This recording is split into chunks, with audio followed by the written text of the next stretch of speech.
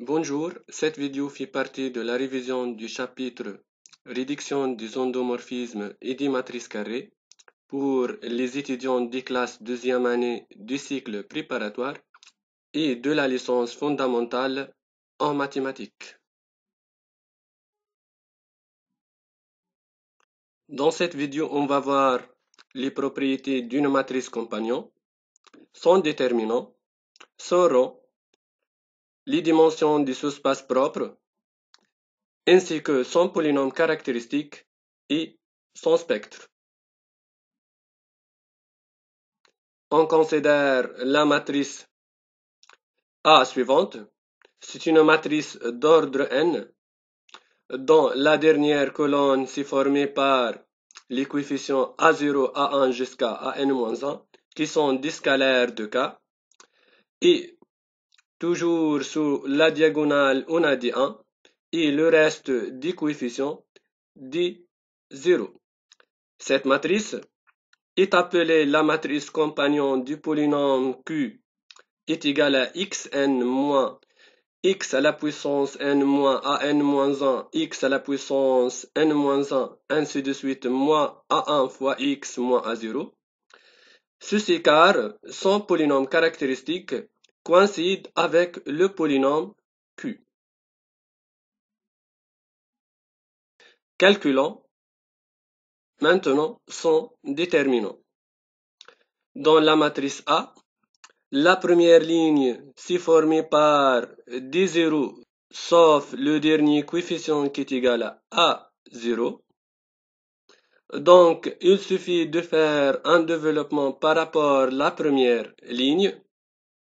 Et donc, en faisant un développement par rapport à la première ligne, on va trouver ce coefficient A0 fois moins 1 à la puissance la somme des indices.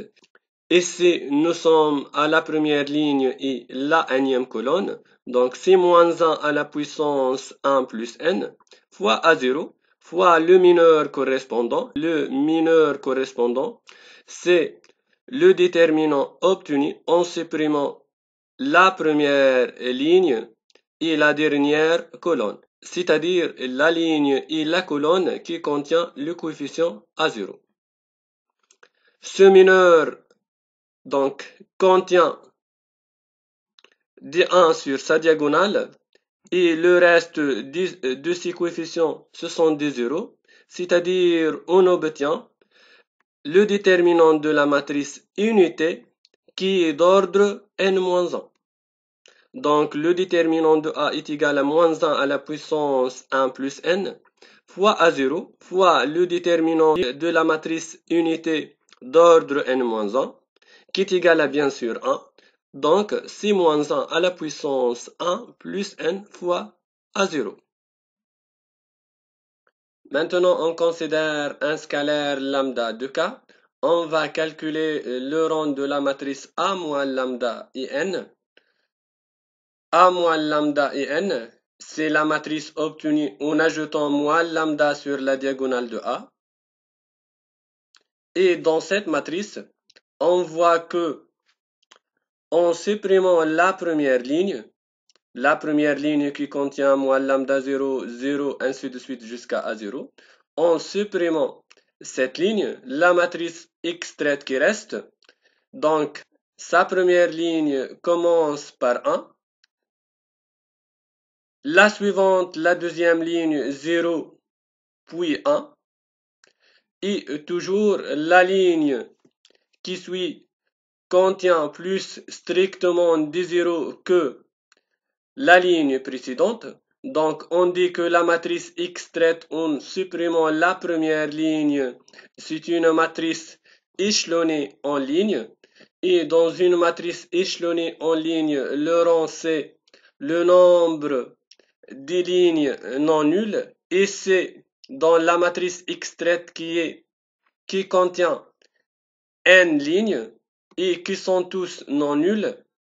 Donc, le rang de la matrice extraite, c'est n-1. La matrice extraite, son rang, c'est n-1. On parle de la matrice extraite en supprimant la première ligne. Et on sait que le rang d'une matrice extraite, c'est toujours inférieur ou égal à le rang de la matrice de départ.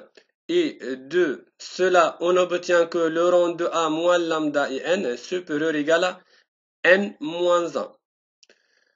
Pour lambda est égal à 0, on obtient que aussi le rang de A est supérieur ou égal à n moins 1. De plus, si lambda est une valeur propre de la matrice A, le sous-espace propre associé à lambda, qui est égal à le noyau de A moins lambda et n, est de dimension 1. En fait, pourquoi?